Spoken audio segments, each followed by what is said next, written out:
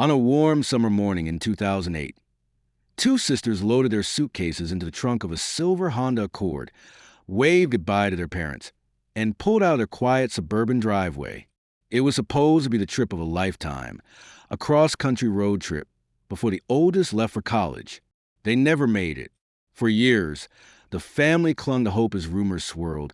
Witnesses came forward, and investigators pursued dead ends. But then, 7 years later, a grainy surveillance video surfaced, taken at a desolate gas station in the middle of nowhere. That changed everything. This is a chilling story of the Anderson sisters and the road trip that ended in mystery. Emily Anderson was 19, full of energy, a natural leader. She had just graduated high school, accepted into her dream university, and was eager to taste independence before heading off to campus life. Her younger sister, Chloe, was 16. Quieter, artistic, and more reserved, she admired Emily but was also nervous about being dragged into a long road trip. Still, she didn't want to disappoint her sister, and the idea of adventure, of seeing America outside their small town in Ohio, was too tempting to resist. Their parents, Mark and Linda Anderson, were initially hesitant. A 2-week road trip across multiple states? Just the two of them? But Emily had worked hard to convince them. She mapped out the routes, booked motels in advance, and promised daily check-ins. What could go wrong? The sisters set off on July 14th, 2008. Their plan was ambitious. Drive through Indiana, Illinois, Missouri, across the plains of Kansas and Colorado, and finally reach the Pacific coast. Emily wanted to dip her feet in the Pacific Ocean before she started her new chapter in life. The first days went smoothly. They stopped at quirky roadside diners, sent postcards home, and posted photos to their MySpace pages. This was before Instagram ruled the world.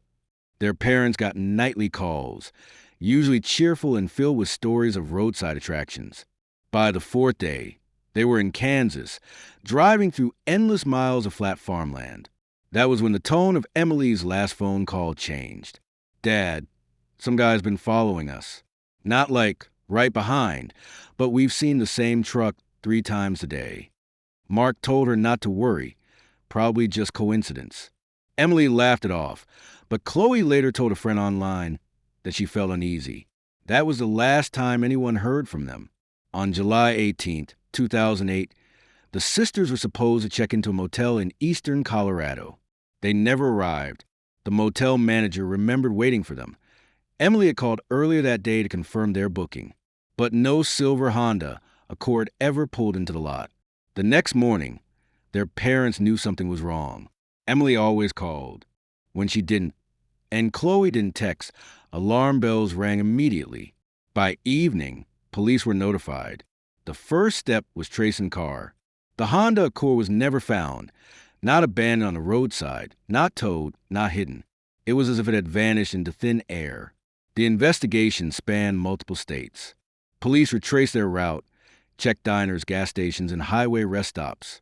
Witnesses here and there reported seeing 2 young women who matched their description, but the accounts were conflicting. One trucker swore he saw them near Salina, Kansas, stopped at a rest area. A gas station clerk in Burlington, Colorado, said 2 girls matching them filled up and bought sodas. A waitress in Limon remembered 2 sisters, one chatty, one shy, ordering pancakes. But none of these sightings could be confirmed. The most troubling lead came from a farmer who lived off Highway 70.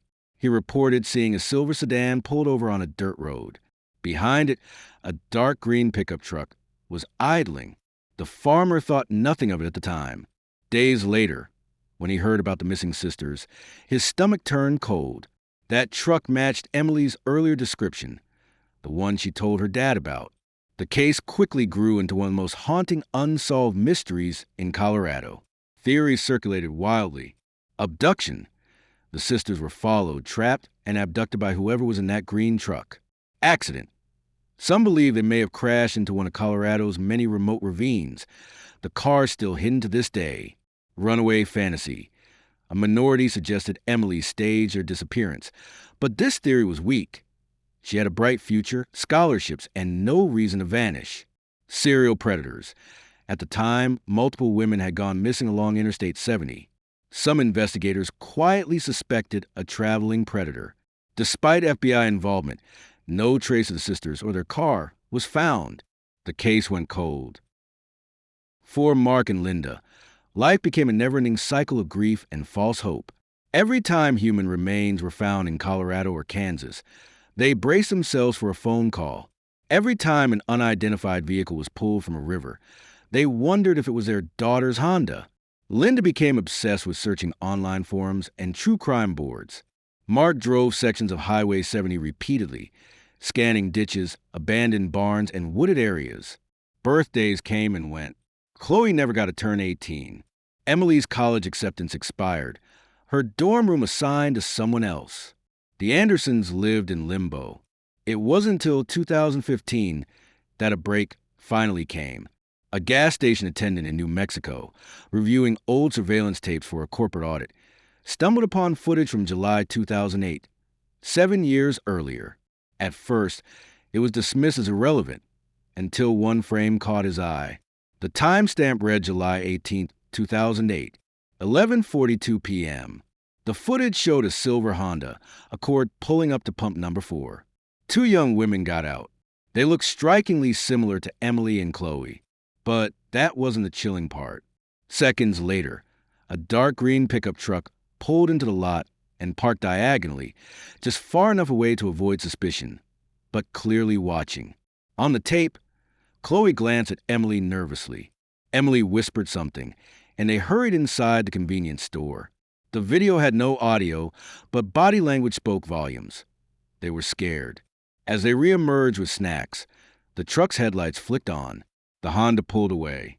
The truck followed. That was the last frame. The discovery reignited the case. Media swarmed, demanding answers. How had this video sat unnoticed for 7 years? The FBI analyzed the footage. Though grainy, they confirmed the car was consistent with Emily's Honda. As for the truck, no license plate could be read. But locals in New Mexico whisper about a man who drove a green Ford pickup in 2008, known for hanging around truck stops. He'd since moved, his whereabouts unclear. Investigators tracked him down years later, but with no hard evidence. No arrests were made. The tape only deepened the mystery. For the Anderson family, the video was both a blessing and a curse. Finally, proof that the girls made it farther than anyone thought. Finally, validation that Emily's call about being followed wasn't paranoia, but it also meant they were being hunted. Trapped. That last image, 2 sisters walking nervously back to their car, a truck lurking behind them, was burned into the family's memory. It was a final glimpse of Emily and Chloe alive. Years later, the case remains unsolved. The Honda has never been found. Neither have the sisters. The gas station footage stands as a cruel tease. Proof of pursuit, but no resolution. The Anderson parents still light candles every July 18th. Emily would be in her 30s now. Chloe would be a woman, not a teenager. Instead, they remain frozen in time. 2 young sisters on a road trip, vanishing into the night. And the chilling truth is this. Somewhere, someone knows what happened after that truck followed them out of the gas station lot. Until that person speaks, the mystery of the Anderson sisters will never be solved. What do you think happened to Emily and Chloe after that gas station footage?